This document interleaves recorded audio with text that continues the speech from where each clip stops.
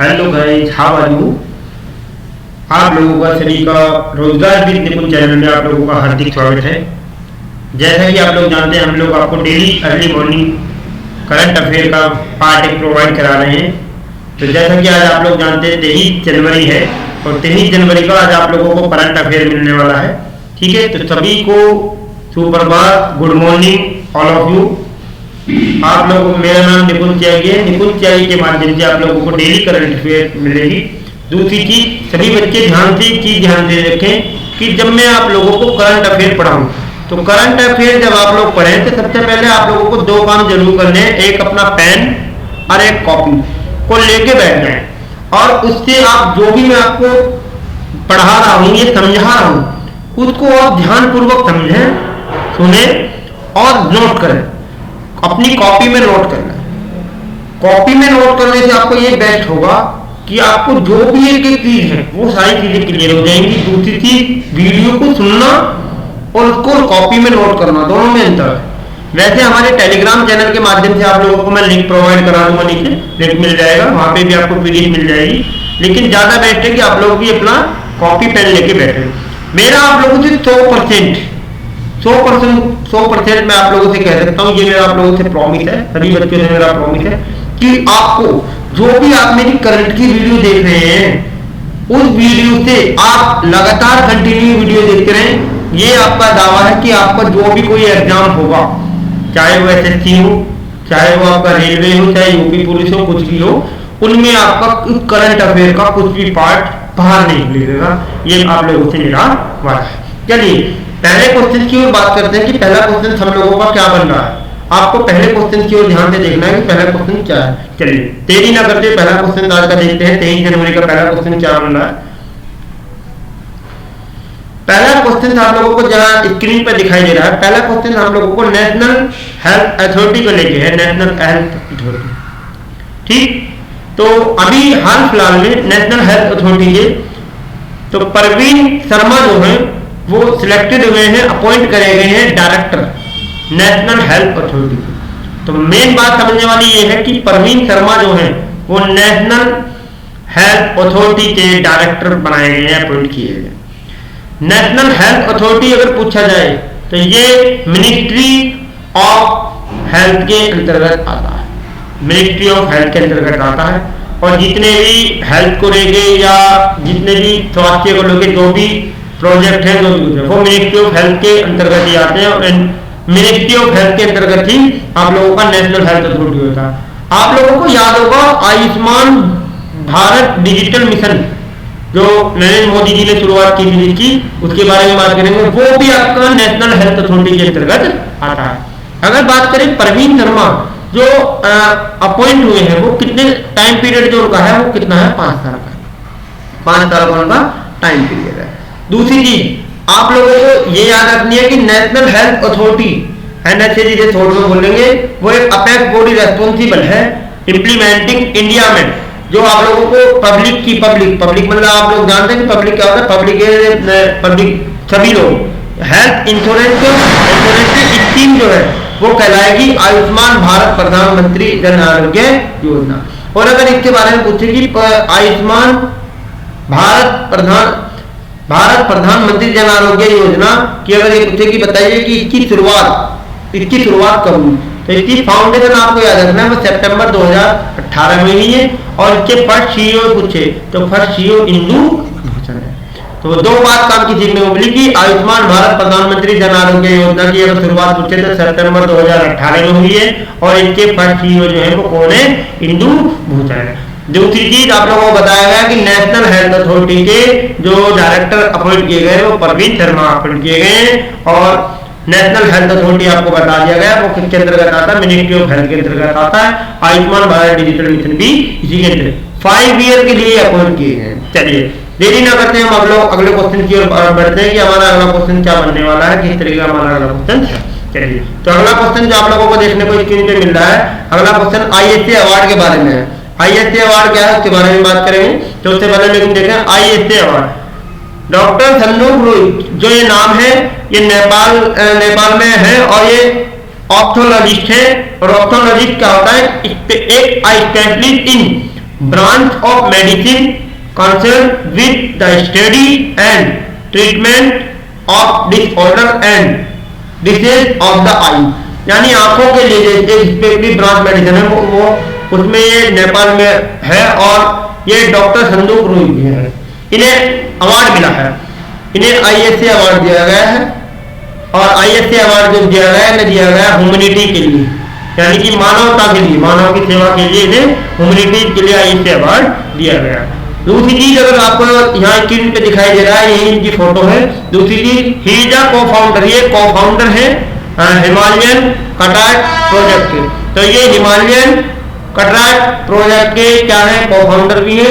दूसरी चीज अगर बात करें इन्हें इसके अलावा आईएसए अवार्ड के अलावा ऑलरेडी पहले से 2-3 अवार्ड मिल चुके हैं। कौन कौन से मिल चुके हैं? ऑर्डर ऑफ ऑस्ट्रेलिया जो 2007 में मिला, रमन मैगसे अवार्ड मिला वो 2006 में मिला, और पद्म श्री अवार्ड जो मिला वो 2018 में मिला। तो सीधी सीधी बात सीखने को ये मिली कि 2007 में जो कौन सा मिला वो ऑर्डर ऑफ ऑस्ट्रेलिया, 2006 में से पहले मिल चुका कौन सा, रमन मैगसे, और पद्म श्री 2018 में, और अब मिला है आईएसए अवार्ड। दूसरी चीज अगर मैं बात करूं, आप लोगों को याद रखना है पद्म श्री,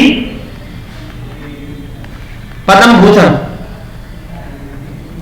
पद्म भूषण, ठीक है, पद्म भूषण, और तीसरा पद्म विभूषण। ये 3 पुरस्कार होते हैं। इनमें आप लोग कमेंट बॉक्स में बताएंगे देख सकते कि कौन सा पुरस्कार बड़ा है, कौन सा छोटा है, किस तरीके। ये तीनों पुरस्कार सेम कैटेगरी के हैं, इनसे ऊपर कौन सा आता है होता है। तो पद्म श्री में कौन बड़ा है, पद्म भूषण में पद्म विभूषण। चलिए देरी ना करते हुए हम लोग अगले क्वेश्चन की ओर बढ़ते हैं कि अगला क्वेश्चन हम लोगों का क्या बन रहा है, क्या बनने वाला है। चलिए अगला क्वेश्चन जो है आप लोगों को बहुत ही अच्छा है, जो हमारे इंडिया के हैं उनके बारे में बात करेंगे, और क्या क्वेश्चन है उसके बारे में बात करता हूँ। तो अगला क्वेश्चन हम लोगों को जो दिख रहा है वो स्क्रीन पर आप लोगों को दिख रहा है। लेफ्टिनेंट गवर्नर बनी है, लेफ्टिनेंट गवर्नर कौन बनी है, अरुणा मिलर बनी है। अरुणा मिलर लेफ्टिनेंट गवर्नर बनी है, कहाँ की बनी है, पहली बात तो ये हैदराबाद की है, हैदराबाद में जन्म हुआ है अरुणा मिलर का, और ये first Indian American politician to be elected as the lieutenant governor US state Maryland. US के अंदर एक स्टेट है माल्यान, उसकी ये लेफ्टिनेंट गवर्नर बनी है, फर्स्ट इंडियन अमेरिकन है जो भारत की है, और भारत में कहाँ जन्म हुआ इनका, हैदराबाद में हुआ, ठीक है। और ये अरुणा मिलर का पूछा जाए 10th लेफ्टिनेंट गवर्नर, यानी 10वें नंबर की लेफ्टिनेंट गवर्नर है, जिन्होंने भगवत गीता पर रखकर शपथ ली है। इन्होंने जो शपथ लिया है वो भगवत गीता पर हाथ रखकर शपथ ली है। दूसरी चीज ये आप लोगों को फोटो दिखाई दे रही है, यही अरुणा मिलर की जिनकी फोटो है। चलिए अगली बात करें, अगला क्वेश्चन ये, अगर एक चीज हो, ये जो आपका यहाँ से चली गई थी, मतलब इंडिया से गई थी, ये 2 सन 2000 में चली गई।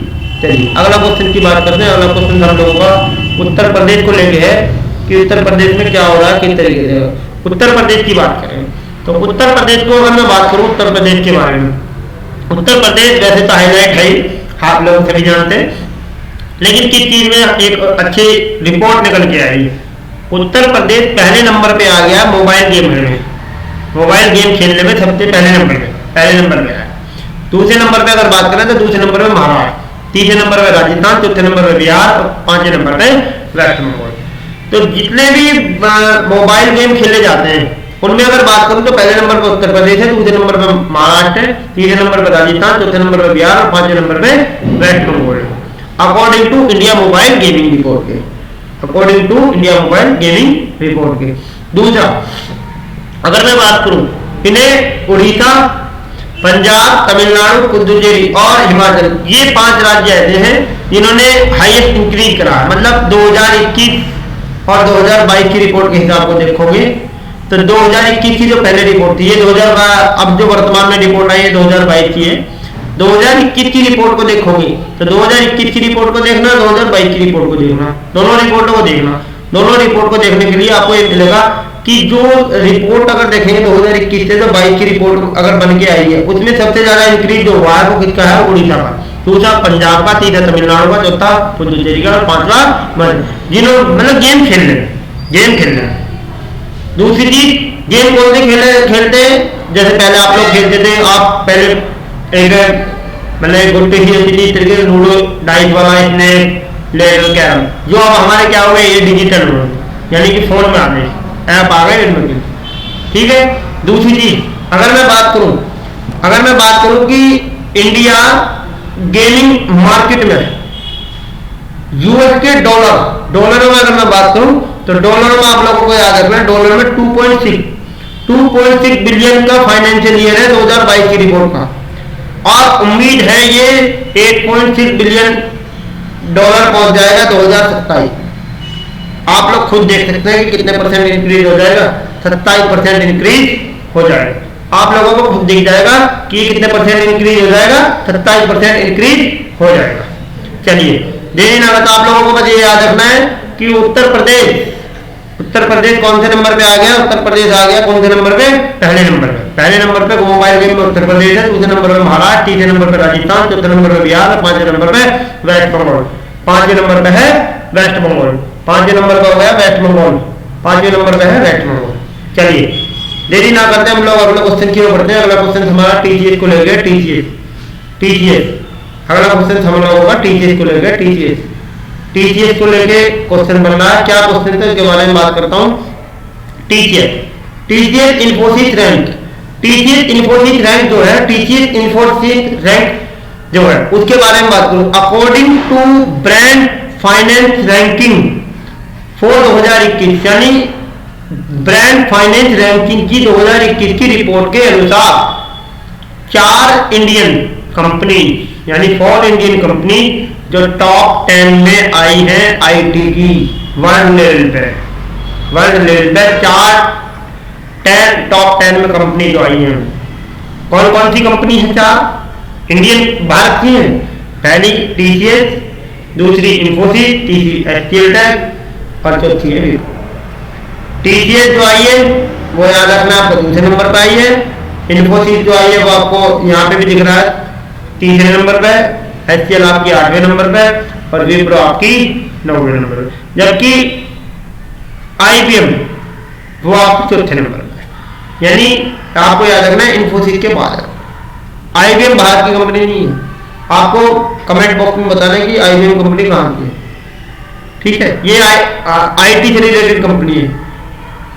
ठीक है, चलिए तो आप लोगों को याद रखना ब्रांड फाइनेंस रैंकिंग 2023 की रिपोर्ट के अनुसार 4 भारत की कंपनी टॉप 10 में आ गई है। बहुत अच्छी बात है, बहुत ही अच्छी ग्रोथ कर रहा है भारत। चलिए देरी ना करते हैं, हम लोग आगे बढ़ते हैं। अगले अब हम बात जो करेंगे हमारा थोड़ा हम रिवाइज करेंगे। रिवाइज कैसे करेंगे? रिवाइज ये आप इस तरीके से समझे कि हम लोगों को एक रिवाइज तोड़ करना है। रिवाइज तोड़ कैसे करेंगे? जो भी हम पढ़े करेंगे उनका रिवाइज क्या करेंगे कि किस तरीके। पहला क्वेश्चन जो हम लोगों का ठीक रीजन में है, कौन सा केंद्रीय मंत्रालय मार्ग नाम उसका मार्ग प्लेटफॉर्म चला था? मार्ग की full form mentorship, advisory, assistant, किसानिस्ट एंड ग्रोथ। वो मंत्रालय जो है वाणिज्य और उद्योग मंत्रालय जो प्लेटफॉर्म चला रहा है मार्ग का।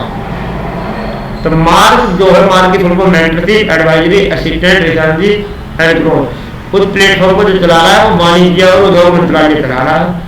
Department for promotion of industry and internal trade, DPIIT जो बोलते हैं, वाणिज्य और उद्योग मंत्रालय ने जॉन स्टार्टअप इंडिया के सहयोग से मार्ग मेंटर क्लास आयोजन का आयोजन किया है। तो बस आप लोगों को ये याद रखना है कि अगर मार्ग की फुल फॉर्म पूछ ले, फुल फॉर्म आ सकती है मेंटरशिप, एडवाइजरी, असिस्टेंट, फिलांसिस एंड ग्रोथ। कौन सा मंत्रालय चला रहा है? वाणिज्य और उद्योग मंत्रालय चला रहा है। चलिए अगले क्वेश्चन की अगर मैं और बढ़ूंगी, अगला क्वेश्चन क्या है?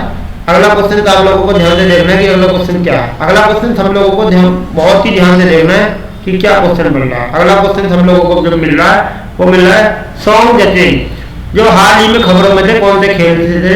वो टेनिस खेल रहे थे और ये 17 साल के 17 वर्षीय सॉन्ग जचे ऑस्ट्रेलियन ओपन के मुख्य ड्रॉ एकल मैच जीतने वाले पहले पुरुष चीनी खिलाड़ी बनकर इतिहास रखा।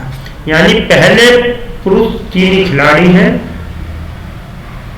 ऑस्ट्रेलियन ओपन मुख्य एकल ड्रॉ मैच जीता है और 17 वर्षीय हैं, टेनिस में जीता है। नाम है सॉन्ग जचे। ठीक, तो आप लोगों को ये बात ध्यान से समझिए।